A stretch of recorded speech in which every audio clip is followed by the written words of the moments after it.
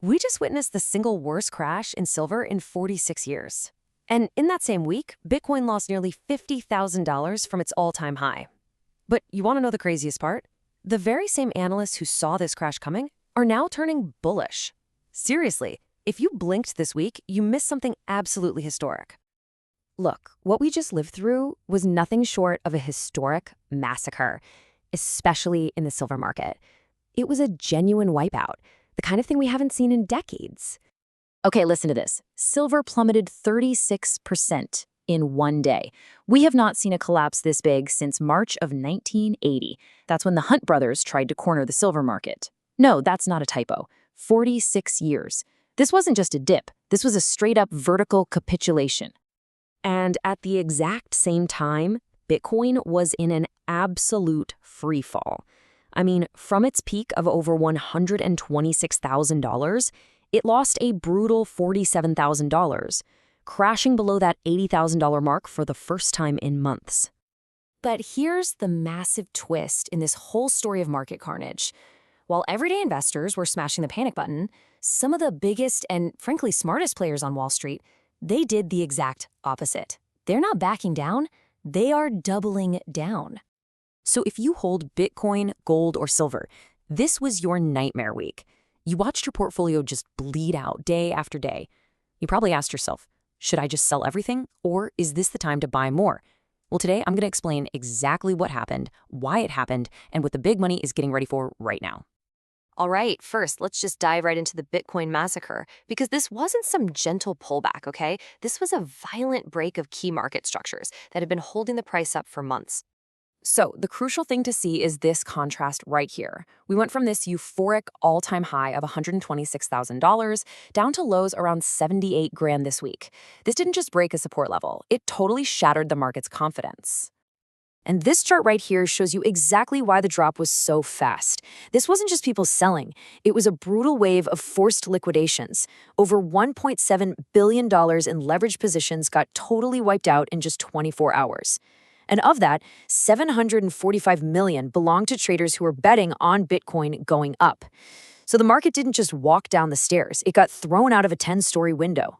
So no surprise, sentiment has completely collapsed. The fear and greed index just plunged to a reading of 16. That, my friends, is extreme fear. We haven't seen this level of raw panic since last November, and it signals a complete and total capitulation among retail traders.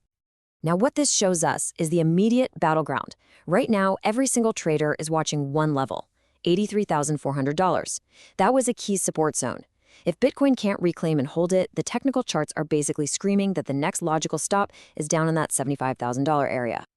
All right, let's shift gears to precious metals, because while crypto was bleeding out, gold and silver were being taken out back for a historic beating.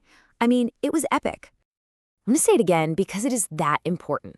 Silver's 36% single-day collapse was the worst we've seen since 1980. This wasn't just another bad day in the market. This was a history book event. Just imagine you bought silver at $120 on Thursday, and by Friday, it was worth $78. Unbelievable. So how in the world does a collapse like this even happen? Well, it was a simple three-step execution. First, the CME exchange, seeing this wild rally, just jacked up the margin requirements, the down payment you need to trade. This immediately created a liquidity vacuum. All the traders who were leveraged to the hilt couldn't find the cash for margin calls, and that triggered forced automated selling. One liquidation triggered another, and it just created this death spiral.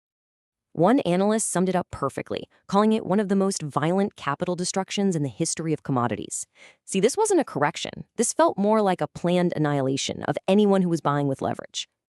But what on earth could cause Bitcoin, gold, and silver, three completely different assets, to just nosedive all at the same time?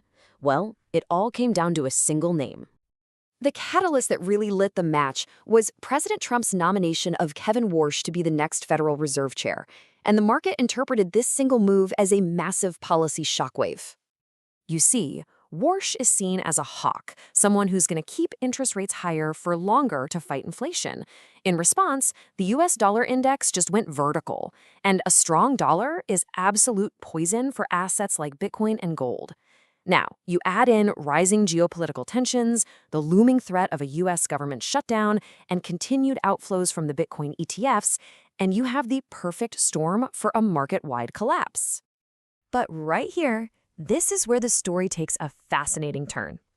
Just as the panic was hitting its absolute peak, the biggest players on Wall Street sent a very, very different signal. They aren't scared. They're actually getting greedy. Get this, in the middle of this brutal sell-off, JP Morgan comes out and reiterates its view, saying they see Bitcoin reaching a price of around $170,000 in the next 6 to 12 months. That's more than double the price from the lows. And they're not alone. Standard Chartered, while they did lower their immediate targets, kept their massive long-term call intact. They still see a path for Bitcoin to reach $500,000 by 2030. So why? Why are they so confident when everyone else is absolutely terrified? It's because they know that these periods of extreme panic, when the fear and greed index hits single digits and everyone is convinced the world is ending, those have historically been the points of maximum opportunity. They mark market bottoms, not market tops. Okay, so let's look ahead. This is what you need to be watching in the coming week to see if the bulls or the bears are going to win this fight for control. Here are the battlegrounds. For Bitcoin, the bulls absolutely must defend the zone between $78,000 and that crucial $83,400 level. If they can pull that off, the first major resistance is waiting up at $90,000 to $94,000. For gold, support is now the $4,800 area. And for silver, the fight is all about holding that $80 to $85 range. And here are the catalysts to watch. First, how does the market continue to react to the Warsh nomination? But maybe the single most important signal for Bitcoin would be seeing those ETF flows finally turn positive again. And from a technical standpoint, Bitcoin's relative strength index, the RSI, is deeply oversold, which at least suggests a relief bounce is possible. Look, there is no way to sugarcoat it. This past week was absolutely brutal. But history shows us that these are the moments, these periods of extreme fear and forced selling, where millionaires are actually made. The people who bought Bitcoin at $15,000 back in 2022 during the FTX crash, well, they're now up over 5x. So is this another one of those moments? Honestly, nobody knows for sure. But what we do know is this. Institutions are still buying, veteran analysts are turning bullish, and the charts are screaming oversold.